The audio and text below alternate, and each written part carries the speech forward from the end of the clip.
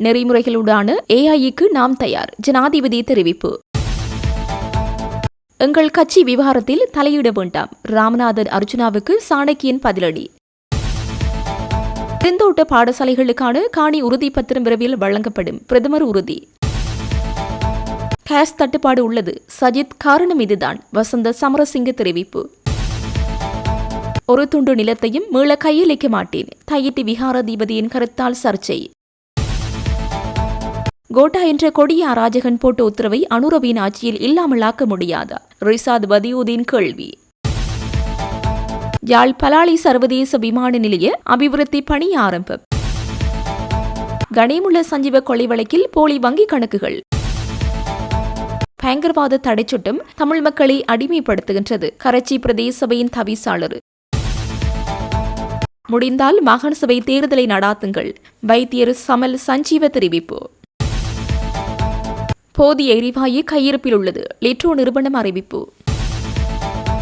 ஜிந்துப்பட்டியில் நடந்த பயங்கர துப்பாக்கிச்சூடு, வேடிக்கை பார்த்த போலீசார், அதிர்ச்சி சிசிடிவி வெளியானது. நடாஷா விவகாரத்தில் மன்னிப்பு கடிதம் சமர்ப்பிப்பு. நாடாளுமன்ற உறுப்பினர்களுக்கு ஒதுக்கப்பட்டுள்ள ஆசனங்கள் தொடர்பில் ராமநாதன் அர்ச்சுனா முன்வைத்த விடயம் இன்று சபையில் விவாத நிலையை ஏற்படுத்தியது. எனினும் நாடாளுமன்ற விதிமுறைகளுக்கு அமைவாக ஆசன ஒதுக்கீடுகள் முன்னெடுக்கப்பட்டுள்ளதாக சபாநாயகர் ஜெகத் விக்ரமரத்ன இதன்போது பதில் வழங்கினார். இந்த நிலையில் தமது கட்சியின் உள் விவகாரங்களில் தலையிட வேண்டாம் என நாடாளுமன்ற உறுப்பினர் ராமநாதன் அர்ச்சுனாவுக்கு இலங்கை தமிழரசு கட்சியின் நாடாளுமன்ற உறுப்பினர் ராசமாணிக்கம் சாணக்கியன் அறிவித்தார். இதேவேளை கிவிலோய திட்டம் உள்ளிட்ட வடக்கு கிழக்கில் முன்னெடுப்பதற்கு திட்டமிட்டுள்ள செயற்பாடுகள் தொடர்பிலும் நாடாளுமன்ற உறுப்பினர் ராசமாணிக்கம் சாணக்கியன் கேள்வி எழுப்பினார். මේ අපි බිස්නස් කමිටිය එකේ ඊයේ එකඟතාවයකට ආවා. ඔබතුමාගේ මේ ඔය මුලසුනේ ඉඳලා කරන ක්‍රියාකලාපයන් නිසා තමයි මේ ආණ්ඩු පක්ෂ විපක්ෂයට හැමදාම ගැටුමක් ඇති වෙන්නේ. මට විනාඩියක කාලයක් දෙන්න. මම ජාතික වැදගත්කමින් යුත් කාරණයක් ඇහුවේ. අමාත්‍යතුමා ඔබතුමා පිළිතුරු ලබා දෙන්න. ගරු අර්චනා මන්ත්‍රී ඔබතුමා පොයින්ට් එක මොකද්ද? Thank you very much. Sir, point of order. ගරු අර්චනා මන්ත්‍රී ඔබතුමා පොයින්ට් එක. පොයින්ට ෆෝඩස විසිගත දෙක දෙවැනි වගන්දිය අනු දෙක දෙක තුන දෙක පොයින්් තුනත් දීල තියෙනවා මේ කතානායකතුමා මේ දැන් සාමාන්‍යෙන් විසිගත දෙකින් ප්‍රශ්න ආන්න පුළුවන් විසිගත දෙකින් පැදිලිම තියෙනවා පක්ෂ නායක හෝ නැත්තම් විපක්ෂ නායක විතරයි ප්‍රශ්න ආන්න පුළුවන්. දැන් මෙතුමා අද ප්‍රශ්න ඇව්වේ එයා දැන් පක්ෂ නායක විදියට පත් කරලා තියෙනවා. හැබැයි මේ ඉස්සර පේලියේ මම 3-2 පොයින්ට් එක එදාටත් මම උපතමාට ඇව්වා. ඉස්සර පේලියේ පුටුව දෙන්නේ විපක්ෂ නායකතුමාටයි විප්ලාටයි ඊට පස්සේ අදාළ පක්ෂයට විතරයි. මේ ශ්‍රීධරන් මන්ත්‍රීතුමාට තාම මේ පුටුව දීලා තියෙනවා. ගරු මන්ත්‍රීතුමා සීනියර්ස්ලා ඉන්නවා. ඒ නිසා උත්තර දෙන්න ඒකට. ගරු මන්ත්‍රීතුමා ඒ ඔබතුමා ඊයේ බිස්නස් කමිටිය එකේ ස්ථාවර නියෝග වලට අනුව මේ පාර්ලිමේන්තුව වැඩ කටයුතු කරනවා කියලා කිව්වා. අර්චුනා මන්ත්‍රීතුමා මගේ නම සඳහන් කරා. ඒතර ඔබතුමාට මන් දන්නේ ඇහෙන්නේ නැද්ද මොකද්ද කියලා ප්‍රශ්නේ මගේ නම සඳහන් කරාම ස්ථාවර නියෝගයටද මට පැහැදිලි කිරීමක් කරන්න තියෙනවා. දැන් කාරණා දෙකක් 27 2 යටතේ මම නගවපු ප්‍රශ්නය ජාතික වැදගත්කමකින් යුත් ප්‍රශ්නයක් මම මතු කරනකොට ඒකට තමයි පක්ෂ නායකයෙක්ට තියෙන්නේ. ඒකට එතුමා කල් දිලනවා නම් වැඩේ උනම් පස්සේ කතා කරලා වැඩක් නැහැ නේ. ඒක නිසා තමයි මේ සිස්ටම් එක තියෙන්නේ. ඉතින් අවසන් කරනවා පොඩ්ඩක් අහන් ඉන්න කතානායකතුමා. හැමදාම මේ පාර්ලිමේන්තුව උදේට කලබල වෙන්නේ ඔබතුමාගේ ක්‍රියාකලාපේ. නෑ නෑ ගරු මන්ත්‍රීතුමා දැන් පැහැදිලිව ඔබතුමාට ඕන විදිහට මේ පාර්ලිමේන්තුව රන් කරන්න බැරි ගරු මන්ත්‍රීතුමා කාරණේත් කියන්න ඕනේ. ඔව්. ගරු අර්චුනා මන්ත්‍රීතුමා අපේ පක්ෂයේ සීට් පිළිබඳව ඒක අපි බලා ගන්නම්. අපේ පක්ෂයේ සීට් දෙකක් තියෙනවා. එකක් ශ්‍රීධරන් මන්ත්‍රීතුමා ඉන්නවා. අනිත් එකේ මම ඉන්නවා. ඒක වෙන කාටවත් ගැටලුවක් කරගන්න ඕනේ. අපේ පක්ෂයට අදාළ සීට් දෙක අපේ පක්ෂයෙන් අපි බෙදාගෙන තියෙනවා. ඒක නිසා අපේ පක්ෂයේ සම්බන්ධ கௌரவ ஸ்ரீதரன் அவர்களுக்கு முன்வரிசை ஆசனம் இருக்கிறதை பற்றி கௌரவ அர்ச்சுனா அவர்கள் கவலைப்பட வேண்டிய அவசியம். அது எங்களுடைய கட்சியினுடைய விவகாரம். அது எங்களோட கட்சிக்கு 2 ஆசனங்கள் இருக்கின்றது. அதிலே நாங்கள் இருக்கின்றோம். அந்த வகையில் அது சம்பந்தமாக தொடர்ந்து அவர் பேச வேண்டிய அவசியம் இல்லை. மட்டக்களப்பிலே விவசாயிகளுக்கு காப்புறுதி இல்லாமல் 11ஆம் தேதி අනිල් ජයන්ත මන්ත්‍රීතුමා අවසන් කරන්න. எவரையும் கைவிடாத வகையில் மற்றும் நெறிமுறைகளை அடிப்படையாக கொண்ட செயற்கை நுண்ணறிவு குறித்த பொதுவான விழுமியங்களை பகிர்ந்து கொண்டு பரஸ்பரம் கற்றுக்கொள்வதற்கு கூட்டு முயற்சியுடன் முன்னோக்கி செல்வதற்கும் இலங்கை தயாராக இருப்பதாக ஜனாதிபதி அனுரகுமார திசாநாயக்க தெரிவித்தார். புதுடில்லியில் நடைபெற்று வரும் AI இம்பாக்ட் 2026 மாநாட்டின் தலைவர்கள் அமர்வில் இன்று கலந்து கொண்டு உரையாற்றும் போதே ஜனாதிபதி இதனை தெரிவித்தார். செயற்கை நுண்ணறிவு குறித்த இலங்கையின் நோக்கம் என்பது தனித்து வெற்றியை பெறுவதல்ல என சுட்டிக்காட்டிய ஜனாதிபதி தனது நாடு AI உட்கட்டமைப்பில் பொருளாதார மற்றும் கலாச்சார ஒத்துழைப்பின் அடுத்த எல்லையாக பார்க்கப்படுவதாகவும் குறிப்பிட்டார். எனவே பின்வரும் 4 அடிப்படை விடயங்களை மையமாக கொண்ட பிராந்திய ஒத்துழைப்பை இலங்கை முன்மொழிவதாக ஜனாதிபதி தெரிவித்தார். செயற்கை நுண்ணறிவை மனித குலத்தின் நலனுக்காக பொறுப்புடன் பயன்படுத்துவதை நோக்கமாக கொண்டு AI இம்பாக்ட் 2026 மாநாடு புதுடெல்லியில் நடைபெறுகிறது. இதன் அரசு தலைவர்கள் அமர்வின் ஆரம்ப நிகழ்வு இந்திய பிரதமர் நரேந்திர மோடி தலைமையில் இன்று காலை நடைபெற்றது. இந்த நிகழ்வில் ஜனாதிபதி உரையாற்றியதாவது: செயற்கை நுண்ணறிவானது பொருளாதாரங்கள், அரசு நிர்வாக கட்டமைப்புகள் மற்றும் சமூகங்களை மாற்றியமைத்துக் கொண்டிருக்கும் இந்த சிறப்பான தருணத்தில் புதுடில்லியில் உங்களுடன் இணைந்து கொள்வதை நான் கௌரவமாக கருதுகின்றேன். கடந்த நூற்றாண்டுகளில் தொழில்மயமாக்கல் ஏற்படுத்தியதை போலவே தேசிய வளர்ச்சி பாதையில் பாரிய தாக்கத்தை ஏற்படுத்தக்கூடிய ஒரு மாற்றத்தக்க சக்தியாக AI தொழில்நுட்பம் விளங்குகின்றது. எவ்வாறாயினும் AI தொழில்நுட்பத்தில் வலுவடைந்துள்ள நாடுகளுக்கும் அத்தகைய வசதியற்ற நாடுகளுக்கும் இடையில் அதிகரித்து வரும் இடைவெளியானது பல நாடுகளின் டிஜிட்டல் பொருளாதாரத்தில் பாரிய ஆபத்தை உருவாக்குகிறது. இவ்வாறு பின்தள்ளப்படும் நாடுகள் உலகளாவிய வளர்ச்சி மற்றும் நவீன பொருளாதார வாய்ப்புகளிலிருந்து மேலும் பல்வேறு பக்க விளைவுகளுக்கு உள்ளாக நேரிடும். இதன் மூலம் நாம் எதிர்பார்க்கும் அனைவரையும் உள்ளடக்கிய நீதியான மற்றும் நிலையான அபிவிருத்தி இலக்குகளும் அச்சுறுத்தலுக்கு உள்ளாகின்றன. பல வளர்ந்து வரும் பொருளாதாரங்களைப் போலவே இலங்கையும் AI தொழில்நுட்பத்தை முழுமையாக பயன்படுத்துவதற்கு தேவையான உட்கட்டமைப்பு வசதிகளை இன்னும் பூர்த்தி செய்யவில்லை. எனவே சரியான நோக்கம் மற்றும் தொலைநோக்கு பார்வையுடன் நாம் நம்பிக்கையுடனும் தயக்கமுமின்றி செயற்பட வேண்டிய தீர்மானமிக்க தருணம் வந்துள்ளது. தொழில்நுட்ப அறிவு கொண்டு இளம் மனிதவளம் இலங்கையில் உள்ளது. மேலும் வலுவான சட்ட கட்டமைப்பு மற்றும் சர்வதேச கூட்டாண்மைகளுடன் இணைக்கப்பட்ட பொருளாதார கலாச்சாரமும் எம்மிடம் உள்ளன. நாம் தனிப்பட்ட தரவு பாதுகாப்பு மற்றும் சைபர் பாதுகாப்பிற்கான சட்ட கட்டமைப்புகளை நவீனமயப்படுத்தி டிஜிட்டல் பொது உட்கட்டமைப்பு வசதிகளுக்கு தொடர்ந்து முதலீடு செய்வதுடன் புத்தாக்கங்களை ஊக்குவிக்கக்கூடிய பொதுமக்களின் நம்பிக்கையை பாதுகாக்கக்கூடிய நிறுவனங்களை வலுப்படுத்துகின்றோம். AI தொழில்நுட்பத்தின் நோக்கங்கள், உரிமைகள் மற்றும் பாதுகாப்பு குறித்து உலகம் விவாதித்து வருகின்றது. ஆனால் இதுவரை கவனிக்கப்படாத ஒரு முக்கிய அம்சத்தை நான் சுட்டிக்காட்ட விரும்புகின்றேன். அதுதான் கலாச்சார பொருத்தப்பாடு. இந்த தொழில்நுட்பங்கள் மனித குலத்தின் கலாச்சார மதிப்புகள் மற்றும் திறன்களை மேலும் மேம்படுத்த உதவ வேண்டும். உலகத்தரம் வாய்ந்த AI தொழில்நுட்பம் ஒரு சில மொழிகள் மற்றும் கருத்தியல்களுக்கு மட்டுப்படுத்தப்பட்டால் நமது தனித்துவமான கலாச்சார பன்முகத்தன்மை இழக்கும் அபாயம் உள்ளது.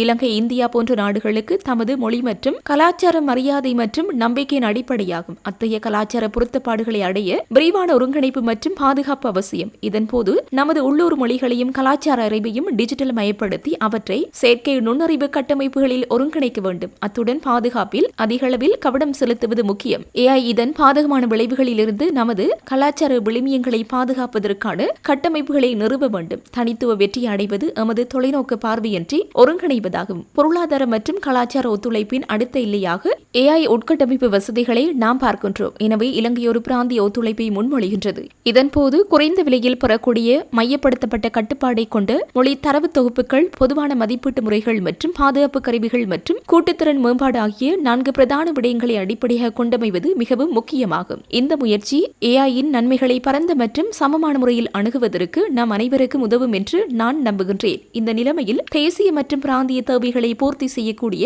AI திறனுடன் கூடிய தரவு உட்கட்டமைப்பு வசதிகளை மேம்படுத்துவதை இலங்கை ஆராய்ந்து வருகின்றது. டிஜிட்டல் பொது உட்கட்டமைப்பு வசதிகள் மற்றும் தொழில்நுட்ப திறன்களில் உலக அளவில் தலைமை அடைந்து வருகின்ற இந்தியா மற்றும் ஏனைய நாடுகளுடன் நெருக்கமாக செயற்பட்டு நிலைபெறான, பாதுகாப்பான மற்றும் எதிர்காலத்திற்கு தயாராக உள்ள பிராந்திய AI தரவு மைய திறன்களை நிறுவுவதற்கு இலங்கை பெரும் ஆற்றல் உள்ளது. எந்த ஒரு நாட்டுக்கும் தனியாக AI-ற்கு தயாரான எதிர்காலத்தை உருவாக்க முடியாது என்பதை நாங்கள் உணர்ந்துள்ளோம். உலகம் மற்றும் இந்த பிராந்தியத்தில் உள்ள நாடுகளில் கருத்துக்களையும் கவனத்தில் கொண்டு புதுடில்லியில் நாம் இறங்கிய கூட்டு அறிக்கையில் இந்த ஒத்துழைப்பின் முக்கியத்துவம் சிறப்பம்சமாக நோக்கப்பட்டிருப்பது மகிழ்ச்சி அளிக்கிறது. எனவே யாரையும் கைவிடாத வகையில் நெறிமுறைகளின் அடிப்படையில் செயற்கை நுண்ணறிவு குறித்து பொதுவான மதிப்புகளை பகிர்ந்து கொண்டு ஒருவருக்கொருவர் கற்றுக்கொள்ளவும் கூட்டாக முன்னோக்கி செல்லவும் இலங்கை தயாராக உள்ளது என்பதை தெரிவிக்க விரும்புகிறேன் எனவும் ஜனாதிபதி தெரிவித்தார். சந்தையில் போதியளவு லிட்ரோ சமையல் எரிவாயு உள்ளது எனவும் பொதுமக்கள் பீதி அடைய தேவையில்லை எனவும் லிட்ரோ லங்கா நிறுவனம் அறிவுறுத்தியுள்ளது. கொழும்பு சந்தையில் நிலவும் எரிவாயு சிலிண்டர்களுக்கு கேள்வி குறித்து பதிலளித்துள்ள லிட்ரோ லங்கா நிறுவனம் போதியளவு கையிருப்புகள் உறுதி செய்யப்பட்டுள்ளதாகவும் பொதுமக்கள் பீதி அடைய தேவையில்லை எனவும் உறுதியளித்துள்ளது. சந்தையில் ஏற்பட்ட எதிர்பாராத கேள்வி அதிகரிப்பு மற்றும் கடந்த பிப்ரவரி 14ஆம் தேதி ஏற்பட்ட 2 நாட்கள் விநியோக தடை காரணமாகவே இந்த தற்காலிக தட்டுப்பாடு ஏற்பட்டதாக லிட்ரோ நிறுவனம் இன்று வெளியிட்ட வெளியிட்ட அறிக்கையில் விளக்கமளித்துள்ளது. சாதாரண விநியோக நடவடிக்கைகளை மீள முன்னெடுக்க உடனடி நடவடிக்கைகள் மேற்கொள்ளப்பட்டுள்ளதாக லிட்ரோ நிறுவன தலைவர் சன்ன குணரத்ன தெரிவிக்கின்றார். பிப்ரவரி 17-18 தேதிகளில் 2,84,000 உள்நாட்டு எரிவாயு சிலிண்டர்கள் ஏற்கனவே சந்தைக்கு விநியோகிக்கப்பட்டுள்ளதாகவும் இன்று முதல் எதிர்வரும் சனிக்கிழமை வரை மேலும் 3,51,000 சிலிண்டர்கள் விநியோகிக்கப்பட உள்ளதாகவும் அறிவிக்கப்பட்டுள்ளது. விநியோகத்தை மேலும் சீரமைக்கும் நோக்கில் லிட்ரோ நிறுவனம் தேவையான அளவு கையிருப்புகளுக்கான முன்பதிவுகளை ஏற்கனவே செய்துள்ளதாகவும் இம்மாத இறுதிக்குள் 3 கப்பல்கள் நாட்டை வந்தடைய உள்ளதாகவும் லிட்ரோ நிறுவனத்தின் அறிக்கையில் குறிப்பிடப்பட்டுள்ளது. எனவே எரிவாயு தட்டுப்பாடு ஏற்படாதென உறுதியளித்துள்ள லிட்ரோ நிறுவன தலைவர் பொதுமக்கள் தேவையற்ற விதத்தில் பீதியடைந்து சிலிண்டர்களை கொள்வனவு செய்ய வேண்டியதில்லை எனவும் அறிவுறுத்தினார்.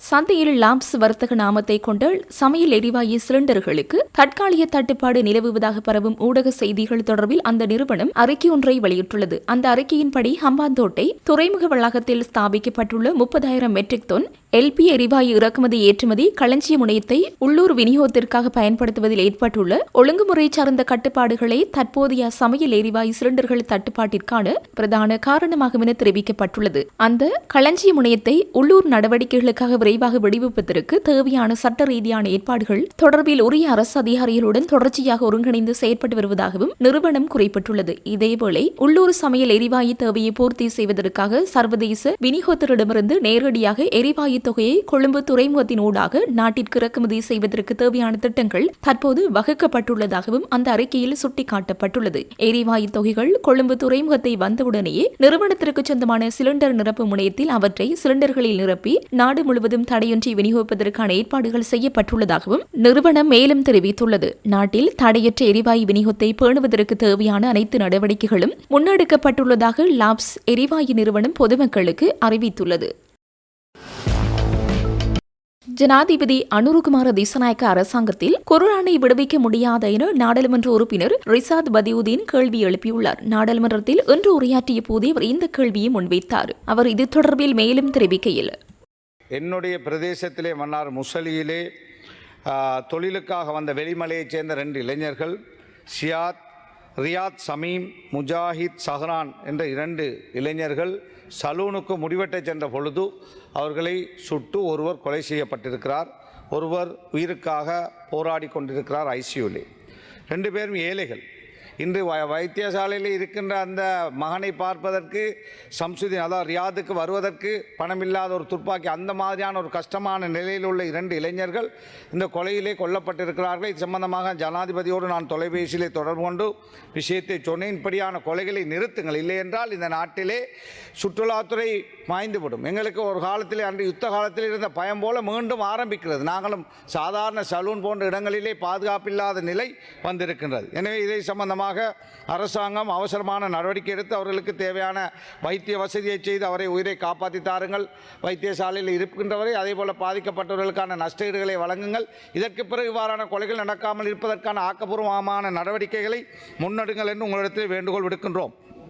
அதேபோல் இங்கு இந்த நீதியமைச்சான விவாதத்திலே சொல்ல வேண்டும், மன்னாரிலே இருந்து இடம்பெயர்ந்த மக்கள் புத்தளத்திலிருந்து பஸ்ஸிலே சென்று அவர்கள் வாக்களிக்க சென்றதற்காக என்னை கோட்டாபய அரசாங்கம் 3 மாதங்கள் சிறையிலே அடைத்தார்கள். 6 மாதத்திலே அந்த வழக்கிலிருந்து நான் அதாவது நிரபராதியாக விடுவிக்கப்பட்டிருக்கிறேன். ஆனால் எனக்கு உதவி செய்தார்கள் என்று 2-3 இன்ஜினியர்ஸ், ஒரு கன்சல்டன்ட் டாக்டர் போன்றவர்களை உதவி செய்த காரணத்துக்காக 4-5 வருஷமாக அந்த வழக்கு இழுபட்டு கொண்டு செல்கிறது. இங்கு ஏஜி டிபார்ட்மெண்ட்டுடைய அதிகாரிகள் இங்கு இருக்கிறீர்கள். எனவே உண்மையான சந்தேக நபராக இருந்த என்னை விடுதலை செய்துவிட்டு எனக்கு உதவி செய்தார்கள் என்ற பொய்க்குற்றச்சாட்டிலே அவர்களை 4 வருடமாக வழக்கை நீடித்துக் கொண்டு செல்கிறார்கள் என்றால் நீதிமன்றத்திலே வந்து போலீசார் சொல்லுகிறார்கள் ஏஜி டிபார்ட்மெண்ட்டிலிருந்து ரிப்போர்ட் வரவில்லை என்று. எனவே தயவு செய்து இவ்வாறான செயல்பாடுகள் இருந்து ஏஜி டிபார்ட்மெண்ட் திருந்திக் கொள்ளுங்கள் என்று நாங்கள் உங்களிடத்திலே கேட்டு இந்த வழக்கை ஒன்று முடித்து வையுங்கள் என்று நாங்கள் வேண்டுகோள் விடுக்கின்றோம். அதே போல போதைப்பொருள் சம்பந்தமாக சொல்லுகிறீர்கள், யாழ்ப்பாணத்திலிருந்து மன்னாரிலிருந்து அங்கே கல்பெட்டியிலிருந்து வருகிறதாக. நீங்கள் நினைத்தால் இந்த போதைப் பொருளை கட்டுப்படுத்த முடியும். நேவி அதாவது அதிகாரிகளை தொடர்ந்து நீண்ட காலங்களுக்கு அங்கே வைக்காதீர்கள். இங்கு பாதுகாப்பு பிரதி அமைச்சர் இருக்கிறார். நான் அவரிடத்திலே ஒரு முறை சொன்னேன், ஒரு போலீஸ் ஓஎஸ்சி குழுவோடு அதாவது இந்த கடத்தல்களோடு சம்பந்தப்பட்ட ஒரு வாய்ஸ் ரெக்கார்ட் வந்திருக்கிறது என்று சொன்ன பொழுது டிஃபென்ஸ் டிப்யூட்டி மினிஸ்டருக்கு வந்து சொன்னார், நாங்கள் எக்ஷன் எடுக்கிறோம் என்று. எக்ஷன் என்ன எடுத்தீர்கள்? அவர்களை டிரான்ஸ்ஃபர் பண்ணி விட்டிருக்கிறீர்கள், விசாரணை நடக்கவில்லை. அந்த வாய்ஸ் கட்டிலே சொல்லுகிறார்கள், கடத்தல் கமிஷன் எல்லாம் பேசப்படுகிறது. இதுவரை எந்தவித நடவடிக்கையும் எடுக்கப்படவில்லை. அதே போல உங்களுடைய என்பிபி அமைச்சர்கள் போனால் மன்னாரிலே கடத்தல்காரர்கள் சாப்பாடு கொடுக்கிறார்கள், கடத்தல்காரர்கள் அவர்களுக்கு பக்கபலமாக நிற்கிறார்கள். எனவே இவ்வாறானவர்களை பக்கத்தில் என்பிபி அமைச்சர்கள் போய் சாப்பிட்றதுக்கு உங்களோட பணத்தில் சாப்பிடாமல் அவர்களுடைய பணத்தில் சாப்பிட்டு விட்டு வந்தால் எப்படி நீங்கள் இவர்களை இந்த நாட்டை காப்பாற்ற போகிறீர்கள்? எனவே தயவு செய்து போர் அமைச்சர்கள் புத்தியாக நடந்து கொள்ளுங்கள் என்று உங்களிடத்தில் நாங்கள் மிக தாழ்மையாக வேண்டுகோள் விடுக்கின்றோம். அதே போல குரான், எங்களுடைய குரான், நேற்று நான் தெமட்டகோடை அதாவது சம்மாங்கோட்டு பிரதேசத்திலே குரான் வாங்க சென்ற பொழுது குரான் தட்டுப்பாடு. ஏன்? குரான் கஸ்டம் சாலை கட்டுப்பாடு. இலங்கையிலேயே பௌத்த மத புத்தகத்துக்கு கட்டுப்பாடு இல்லை, இந்து மத புத்தகத்துக்கு கட்டுப்பாடு இல்லை, கத்தோலிக்க மத புத்தகத்துக்கு கட்டுப்பாடு இல்லை. அல்லாஹ்வால் அனுப்பப்பட்ட ஒரே ஒரு குரான் இலங்கை, அதாவது இலங்கையில் மட்டுமல்ல உலக முஸ்லீம்கள், இந்த நாட்டில் 2 பில்லியன் மக்கள் பாதிக்கின்ற குரான் அல்லது குரான் அதாவது குரானுடைய விளக்கத்தோடு வருவதற்கு இங்கு கட்டுப்பாடு கஸ்டம்ஸ் இல்லை. இஸ்லாமிய புத்தகங்களை கொண்டு வர முடியாது டிஃபென்ஸுடைய அனுமதி இல்லாமல். இது நீங்கள் போட்ட உத்தரவு அல்ல. கோட்டா என்ற கொடிய இந்த நாட்டுக்கு வந்த மிக மோசமான அராஜகன் போட்ட உத்தரவு. அது இன்று வரை தொடர்ந்து கொண்டிருக்கிறது. ஏன் அனுரோடைய ஆட்சியிலே அதை இல்லாமலாக்க முடியாதா? வந்த குரான் 25 எம்பிமார் சைன் போட்டு கொடுத்தோம், இந்த ஹாபரிலே கிடக்கிறது, அந்த குரானை தாருங்கள் என்று. கொழும்பிலே குரான் வாங்க முடியாத நிலை வந்திருக்கிறது. 40 குரான் வாங்க போனவங்க விலை கூடி இருக்கிறது. ஏனென்று கேட்டால் கஸ்டம்ஸால் பிரச்சனை என்று சொல்லுகிறார்கள். தயவு செய்து இங்கு இருக்கின்ற அமைச்சர்கள், ஆளுங்கட்சியில் இருக்கின்றவர்கள் இந்த விஷயத்திலே கவனம் செலுத்துங்கள் என்று உங்களிடத்திலே அன்பாக வேண்டுகோள் விடுக்கின்றேன். அதே போலதான் மகர பள்ளிவாசல் கோட்டாவுடைய அரசாங்கத்திலே மகரையில் இருக்கின்ற முஸ்லிம்கள் தொழுவதற்கிடமில்லை, நோன்பு வந்திருக்கிறது, தராவியாக இல்லை, அவர்களால் வாழ முடியாத மார்க்க கடமைகளை செய்ய முடியாத நிலை. இங்கு ஒரு முஸ்லிம் ஒருவரை மார்க்கத்துக்கு பொறுப்பான பிரதி அமைச்சராக போட்டிருக்கிறீர்கள். நாங்கள் வந்த நாளிலிருந்து கத்திக் கொண்டிருக்கிறோம், இதை நீங்கள் திறந்து தாருங்கள் என்று. கோட்டாவுடைய அரசாங்கம் மூடியது, நீங்கள் அதை திறந்து தாருங்கள். கோட்டாவுடைய ஆட்சி அல்ல இப்பொழுது நடப்பது, அனுரவுடைய ஆட்சி. தயவு செய்து அவசரமாக இந்த ரமலான் மாதத்திலே அந்த பள்ளியை திறந்து அந்த மக்களுக்கு கொடுங்கள் என்று கேட்கின்றோம். அதே போலதான் மன்னார் புத்தளம் ரோட் சம்பந்தமாக சொல்லியிருந்தார்கள். அது சம்பந்தமாக ரமலான் மாதம் என்பதனால் கூட நான் பேச விரும்பவில்லை. அந்த பாதை என்னுடைய காலத்திலே தான் திறந்தேன். அதற்கு முன்னர் 100 வருஷம் பழமை வாய்ந்த பாதை, ஆர்டிஐக்கு சொந்தமான பாதை.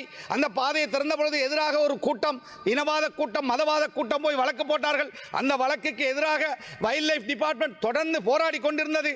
இந்த உங்களுடைய அரசாங்கத்திலே தான் வைல்ட் லைஃப் டிபார்ட்மெண்ட் போய் அந்த வழக்கை நாங்கள் அதை துறக்க மாட்டோம் என்று வாபஸ் வாங்கி இருக்கிறார்கள். எனவே மாற்று கூட்டு பொய்களை இங்கு சபையிலே சொல்லிவிட்டு ஏமாற்றி விடாமல் தயவு செய்து அந்த பாதையை திறந்து தாருங்கள். இல்லை என்றால் மாற்றுப்பாதை கடலோரமாக போட்டு தாருங்கள். இல்லை என்றால் ரமலானுக்கு பிறகு நாங்கள் மக்களை ஒன்று திரட்டி அதற்கு எதிரான போராட்டங்களை முன்னெடுப்போம். இந்த பாதை தெற்கிலே இருந்தால் நீங்கள் யோசித்து பாருங்கள், 80-90 கிலோமீட்டர் மிச்சம்.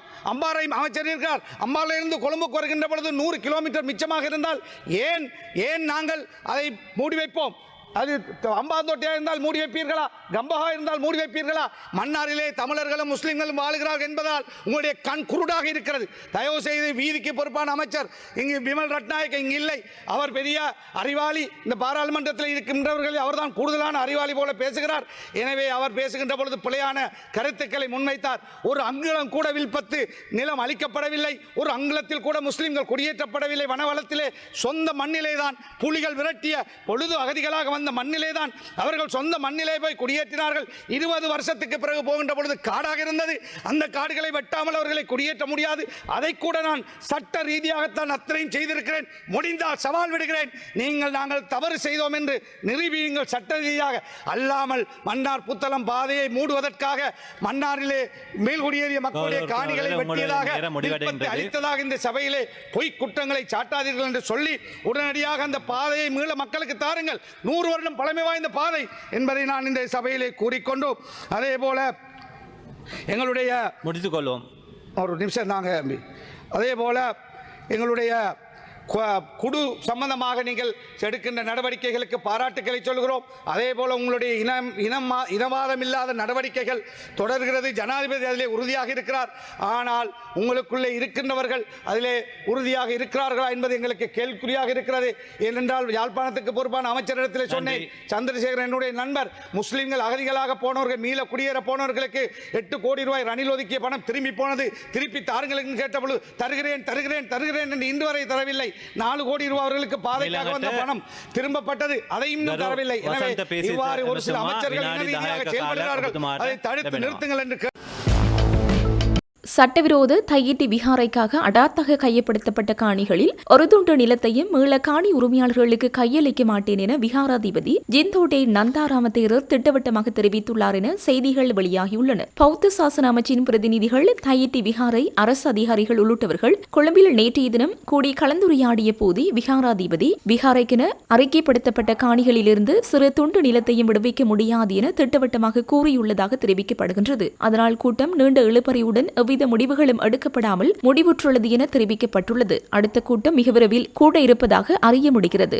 தையிட்டி விகாரைக்கென 19 பேரின் காணிகள் அடாத்தாக கையப்படுத்தப்பட்டுள்ளது. தங்கள் காணிகளின் உறுதிகளை விகாரை பிரச்சனையை தீர்த்து வைக்கின்றோம் என வரும் சகல தரப்பினருக்கும் வழங்கி வருகின்றோம். அந்த வகையில் விகாரை பிரச்சனையை தீர்ப்பதற்காக அரசாங்கத்தினால் அமைக்கப்பட்ட குழுவிடம் தங்கள் காணி உறுதியை வழங்கியுள்ளோம். ஆனால் விகாரை பிரச்சனையை தீர்ப்பதாக கூறியவர்கள் இதுவரை பல்வேறு கட்ட கலந்துரையாடல்களை மேற்கொண்டுள்ளனர். அந்த கலந்துரையாடல் எவற்றுக்கும் எம்மை அழைக்கவில்லை. விகாராதிபதியை மாத்திரம் அழைத்து கலந்துரையாடுகின்றனர். இது ஒரு பக்க சார்பான நடவடிக்கை என்பது அப்பட்டமானது. யாழ்ப்பாணத்தில் உள்ள தையிட்டி விகாரை பிரச்சனையை தீர்ப்பதாக கொழும்பில் கூடி கலந்துரையாடுகின்றனர். அங்கு என்ன விடயம் கலந்துரையாடப்பட்டது என்பது தொடர்பில் எமக்கோ ஊடகங்களுக்கோ எவரும் தெரிவிப்பதில்லை. யாழ்ப்பாணத்திலிருந்து மாவட்ட செயலர், தெல்லிப்பளை பிரதேச செயலர், தையிட்டி விகாராதிபதி ஆகியோரை கொழும்புக்கு அழைத்து கலந்துரையாடுகின்றனர். கலந்துரையாடலுக்கு சென்ற மாவட்ட செயலாளரோ கலந்துரையாடலை நடாத்தியவர்களோ கூட்டத்தில் கலந்துரையாடிய விடயம் தொடர்பில் வெளியே சொல்லாது ரகசியமாகவே கலந்துரையாடுகின்றனர். இவர்கள் இவ்வாறு ரகசியமாக கலந்துரையாடி தாமே தீர்மானங்களை எடுத்த பின்னர் அதனை எங்கள் மீது திணிக்கப் போகின்றார்களோ என்ற அச்சம் எமக்கு ஏற்பட்டுள்ளது என தெரிவித்தனர். தையிட்டி விகாரைக்காக அடாத்தாக கையப்படுத்தப்பட்ட காணிகளை கட்டம் கட்டமாக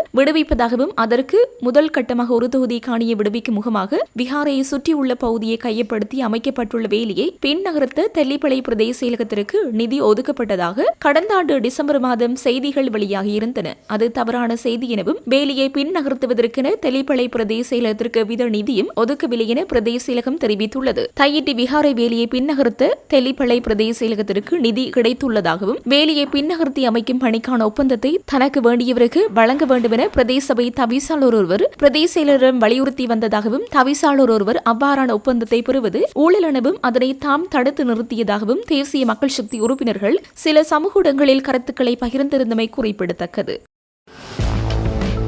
எரிவாயு விநியோகத்தை உடனடியாக அதிகரிக்க தீர்மானிக்கப்பட்டுள்ளதாக வர்த்தக அமைச்சர் வசந்த சமரசிங்க தெரிவித்துள்ளார். நாட்டில் நிலவும் எரிவாயு தட்டுப்பாடு காரணமாக இன்றைய நாடாளுமன்ற அமர்வின் போது ஆளும் கட்சி மற்றும் எதிர்க்கட்சிகளிடையே கடும் வாக்குவாதம் ஏற்பட்டது. இந்த நிலையில் எதிர்க்கட்சித் தலைவர் சஜித் பிரேமதாஸ் எழுப்பிய கேள்விக்கு பதிலளித்த போதே வர்த்தக அமைச்சர் மேற்கண்டவாறு குறிப்பிட்டார். இதுகுறித்து தொடர்ந்தும் கருத்து தெரிவித்த அமைச்சர், லிட்ரோ எரிவாயு 82% நுகர்வோர் தேவையை பூர்த்தி செய்யும் அதே வேளையில் லாப் எரிவாயு நிறுவனம் சுமார் 18 வீதத்தை பூர்த்தி செய்கிறது. சந்தையில் நிலவும் தட்டுப்பாட்டை நீக்க லிட்ரோ நிறுவனம் நாளொன்றுக்கு விநியோகிக்கும் எரிவாயின் அளவை 1000 தொடக்கம் 1200 மெட்ரிக் தொன்னிலிருந்து 1500 மெட்ரிக் தொன் வரை அதிகரிக்க தீர்மானிக்கப்பட்டுள்ளது. லாப்ஸ் எரிவாயு விநியோகத்தில் ஏற்பட்டுள்ள சிக்கல் காரணமாக லிட்ரோ நுகர்வரும் தட்டுப்பாடு ஏற்படும் என்ற அச்சத்தில் அதிகளவு எரிவாயுவை கொள்வனவு செய்ய முற்பட்டமே இந்த நிலைக்கு காரணம். எதிர்வரும் ஞாயிறு மற்றும் செவ்வாய்க்கிழமை ஆகிய தினங்களில் 2 எரிவாயு கப்பல்கள் நாட்டை வந்தடைய உள்ளதால் தட்டுப்பாடு ஏற்படாது என தெரிவித்தார். இதேவேளை நாடாளுமன்ற உறுப்பினர் சாமர சம்பத் தசநாயக்க கருத்து தெரிவிக்கையில், ஓமான் நிறுவனத்திடமிருந்து விநியோக டெண்டரை நீக்கிவிட்டு வேறொரு நிறுவனத்திற்கு வழங்கியமையே இந்த தட்டுப்பாட்டிற்கு காரணம் என குற்றம் சாட்டினார். இதற்கு பதிலளித்த அமைச்சர், டெண்டர் குறைந்த விலையில் வழங்கப்பட்டுள்ளதாகவும் விநியோகத்தில் ஏதேனும் முறைகேடுகள் இருந்தால் சட்ட நடவடிக்கை எடுக்கப்படும் என்றும் குறிப்பிட்டார். கிளிநொச்சி கரச்சி பிரதேச சபையின் தவிசாளர் அருணாசலம் வேளமாளியுடன் இன்றைய தினம் ஊடக சந்திப்பு ஒன்றை மேற்கொண்டிருந்தார். குறித்த ஊடக சந்திப்பு வாயிலாக ஊடகங்களுக்கு கருத்து தெரிவிக்கையில், கரச்சி பிரதேச சபையின் மாதாந்த அமர்வு நேற்று நடைபெற்றது. இதன்போது பயங்கரவாத தடை சட்டம் தொடர்பாக பெரும் விவாதம் பல மணி நேரம் நடைபெற்றது. குறித்த விவாதத்தின் போது கடந்த 1979 ஆண்டிலிருந்து பயங்கரவாத தடை சட்டமானது பல்வேறு வகையில் தமிழ் மக்கள் மீது இலங்கை தீவிலே சிறுபான்மையினமான தமிழ் மக்களை அடிமைப்படுத்தி ஆட்கொண்டிருக்கின்றது. தற்போதைய நாட்டினுடைய ஜனாதிபதியர்கள் ஆட்சிக்கு வரும்போது கூறினார் பயங்கரவாத தடை சட்டத்தை முற்றாக நீக்குவதாகவும் தெரிவித்திருந்தார். தற்பொழுது கூறுகின்றார் பயங்கரவாத தடை சட்டத்திற்கு பதிலாக புதிய பயங்கரவாத தடை சட்டம் ஒன்றை அரசாங்கம் தற்பொழுது அறிவித்திருந்தது. குறித்த விடயம் தொடர்பாக நேற்றைய சபையமர்வில் பல மணி நேர விவாதம் நடைபெற்றது. குறித்த விவாதம் விவாதத்தின் போது தமிழ் மக்களுக்கு பயன் தரக்கூடிய வகையில் அமையாது என்ற வகையில் பயங்கரவாத தடை சட்டத்தை முற்றாக நிராகரிப்பதாக ஏகமனதாக தீர்மானம் எடுக்கப்பட்டது. இதன்போது சபை அமர்வில் கலந்து கொண்ட 37 பேரில் 36 பேர்கள் ஏகமனதாக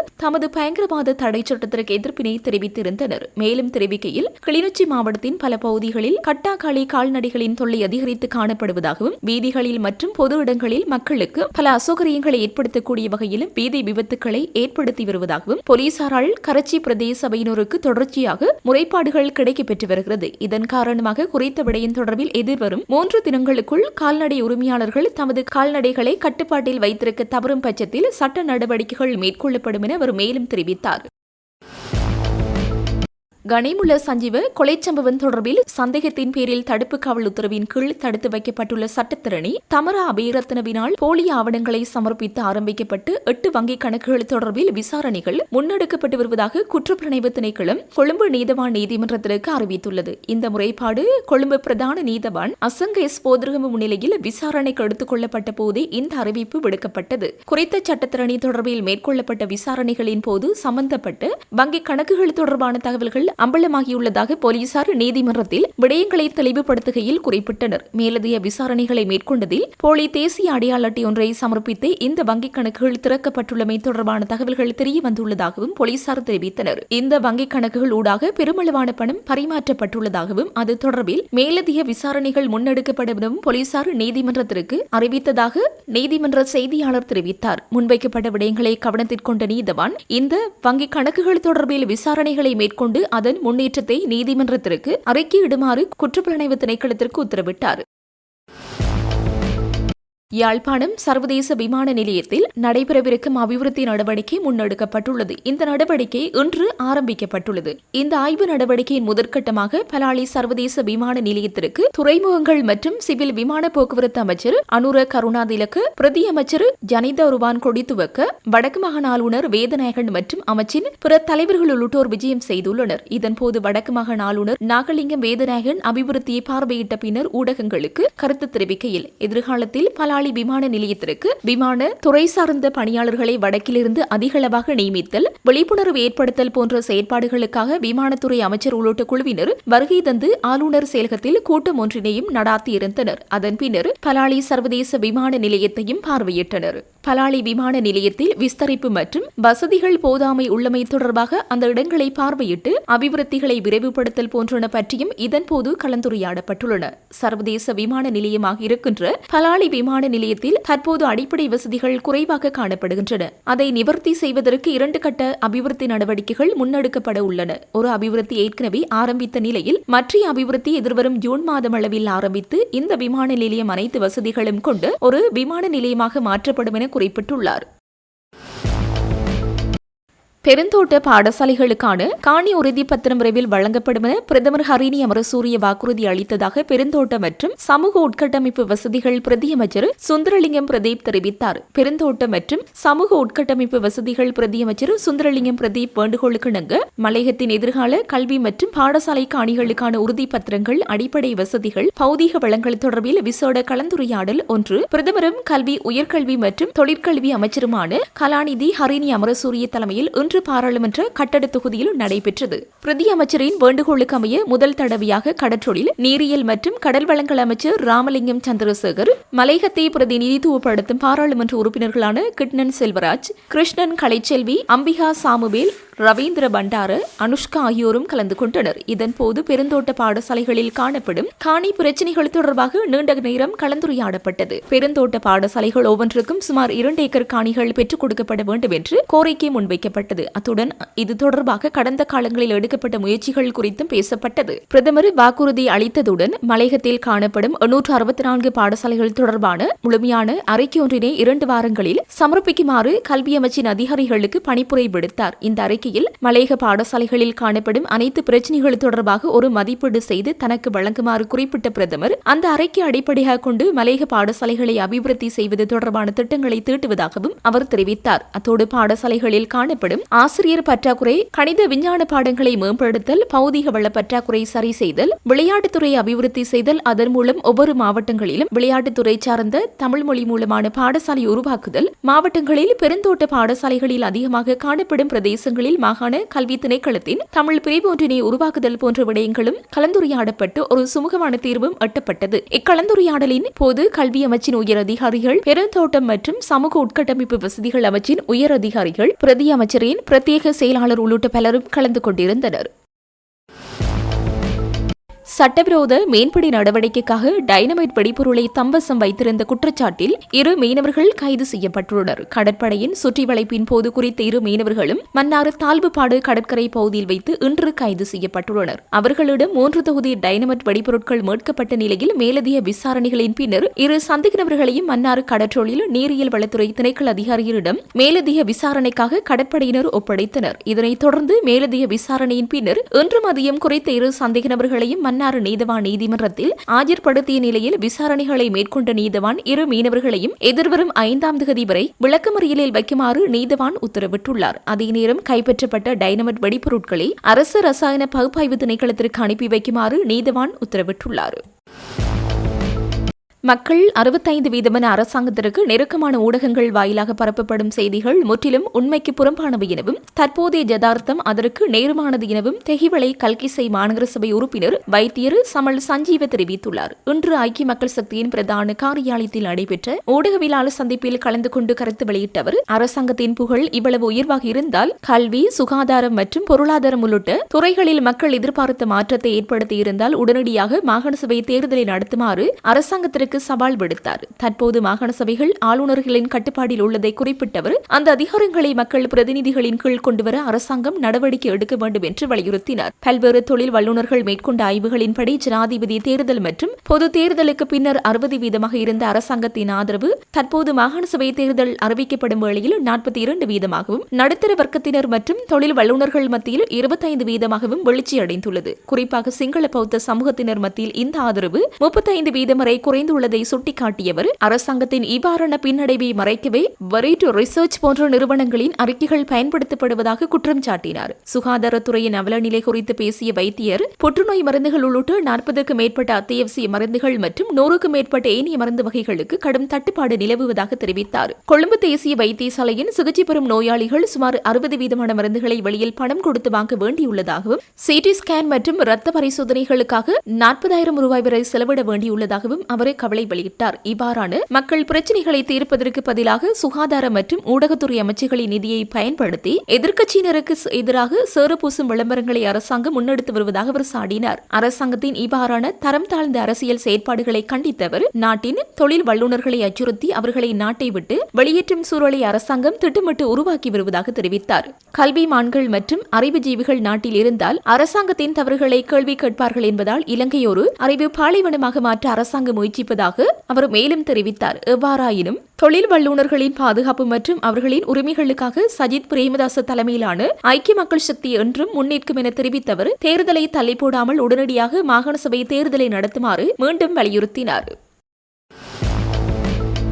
பௌத்த மதத்தை அவமதித்ததாக கூறி சிவில் மற்றும் அரசியல் உரிமைகள் தொடர்பான சர்வதேச உடன்படிக்கை சட்டத்தின் கீழ் நகைச்சுவை கலைஞர் நடாஷ எதிரிசூரிய கைது செய்யப்பட்டமை தொடர்பில் குற்றப்புலனாய்வு திணைக்களத்தின் கனடி குற்றப்புலனாய்வு பிரிவின் முன்னாள் பொறுப்பதிகாரி இன்று உயர் நீதிமன்றத்தில் கவலை வெளியிட்டார். இந்த வருத்தம் தெரிவிக்கும் வகையிலான கடிதம் ஒன்றையும் அரசு சட்டவாதி நீதிமன்றத்தில் சமர்ப்பித்தார். அதற்கு மேலதிகமாக இந்த சட்டத்தின் கீழ் ஒருவரை கைது செய்யும் போது இடம்பெறக்கூடிய சட்டவிரோத செயற்பாடுகளை தடுப்பதற்கு பின்பற்ற வேண்டிய ஆலோசனைகளை உள்ளடக்கிய வழிகாட்டல் கோவையொன்றை வெளியிட போலீஸ் மா அதிபர் தீர்மானித்துள்ளதாகவும் அரசு சட்டவாதி தெரிவித்தார். அதனைத் தொடர்ந்து குறித்த மனு மீதான விசாரணை நிறைவு செய்வதற்கும் நீதிமன்றம் உத்தரவிட்டது.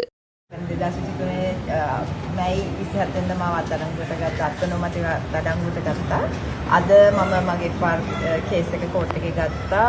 මට මානව හිමිකම් දෙපාර්තමේන්තුවෙන් මගේ මූලික අයිතිවාසිකම් උල්ලංඝනය වුණා කියලා නිර්දේශයක් හම්බුණා. ඒකත් එක්ක මම FR කේස් එක දැම්මා. මම FR කේස් එක ඉල්ලාස් කරගන්න එකඟතාවයකට ආවා.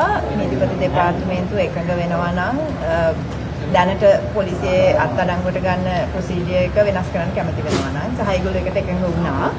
ඒකේ චක්‍රලේඛයක් තව සති දෙකකින් නිකුත් කරන්න නියමිතයි. ඒ අරුණහම මට මාව ඇරෙස්ට් කරපු ඔෆිසර් එයාගේ කනගාටුව සහ කනගාටුව ප්‍රකාශ කරලා අපොලොජි ලෙටර් එකක් ලිඛිතව ලබා දීලා තියෙනවා.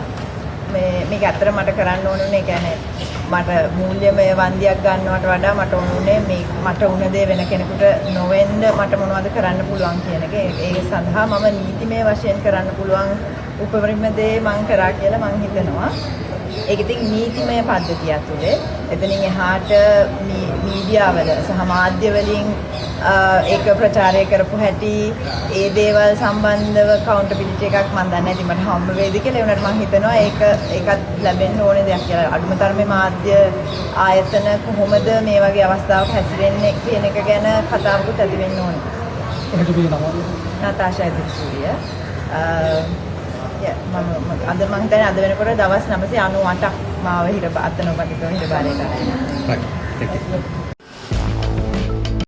கொழும்பு ஜிந்துப்பட்டி பகுதியில் சலூன் ஒன்றில் புகுந்து துப்பாக்கிச்சூடு நடத்திய கொலையாளிகள் தப்பியோடும் போது போலீசார் வேடிக்கை பார்த்துக் கொண்டிருந்த சிசிடிவி காணொலி வெளியாகி அதிர்ச்சி ஏற்படுத்தியுள்ளது. கடந்த 14ஆம் தேதி சலூனுக்குள் புகுந்து துப்பாக்கிச்சூடு நடாத்தியதில் ஒருவர் உயிரிழந்ததுடன் 3 பேர் படுகாயமடைந்தனர். அன்றிரவு ரோந்து பணியில் ஈடுபட்டிருந்த குறித்த போலீஸ் அதிகாரிகள் துப்பாக்கிச்சூடு நடாத்திவிட்டு மோட்டார் சைக்கிளில் தப்பிச் சென்ற இருவரை பார்த்துள்ளனர். எனினும் தப்பியோடியவர்களை அதிகாரிகள் தடுக்கவோ அல்லது கைது செய்யவோ முயற்சி செய்யவில்லை என விசாரணையில் தெரிய வந்துள்ளது. இந்த சம்பவம் அங்கிருந்த சிசிடிவி காட்சிகளை ஆய்வு செய்த போது துப்பாக்கி ஏந்தியிருந்த போலீஸ் சார்ஜென்ட் துப்பாக்கிச்சூடு நடாத்தியவர்கள் தப்பிச் சென்ற போது அவர்களை நோக்கிச் செல்லாமல் தனது ஜீப் வண்டியின் கதவுக்கு பின்னால் ஒளிந்து கொண்டுள்ளமை தெரிய வந்துள்ளது. மேலும் T56 துப்பாக்கியை வைத்திருந்த கான்ஸ்டபிள் அதை இயக்க முயற்சிப்பது போல் நடிப்பதும் காணொலியில் பதிவாகியுள்ளது. கடமை உரிய முறையில் செய்ய தவறிய 2 அதிகாரிகளும் கைது செய்யப்பட்டு நீதிமன்றத்தில் முன்னிலைப்படுத்தப்பட்ட பின்னர் பிணையில் விடுவிக்கப்பட்டுள்ளனர். இதனைத் தொடர்ந்து போலீஸ் தலைமையகம் இவர்களை பணி இடைநீக்கம் செய்ய உத்தரவிட்டுள்ளது.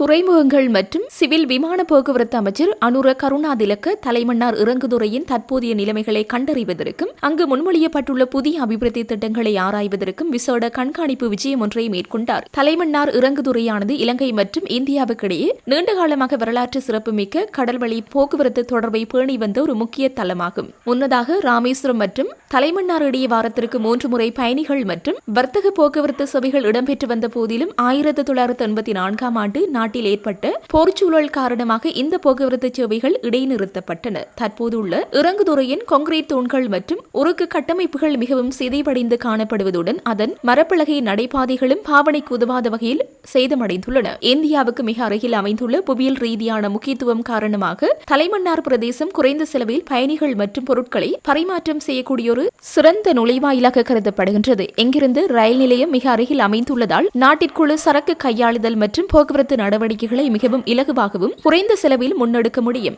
இலங்கை துறைமுக அதிகார சபையினூடாக எங்கு மீளவும் போக்குவரத்தை ஆரம்பிப்பதன் மூலம் பாரிய பொருளாதார வருவாயை ஈட்ட முடியும் என எதிர்பார்க்கப்படுகிறது. முன்மொழியப்பட்டுள்ள அபிவிருத்தி திட்டத்தின் கீழ் வடக்கு இறங்குதுறையை பல கட்டங்களாக நவீனமயப்படுத்த திட்டமிடப்பட்டுள்ளதுடன் முதற்கட்டமாக 310 மீட்டர் நீளமும் 7 மீட்டர் அகலமும் கொண்டதாக இந்த இறங்குதுறை நிர்மாணிக்கப்பட உள்ளதோடு பிரதான வீதியிலிருந்து கப்பல்கள் நங்கூரமிடும் பகுதி வரை பயணிகள் மற்றும் வாகனங்கள் தடையின்றி செல்வதற்கான வசதிகளும் ஏற்படுத்தப்படும்.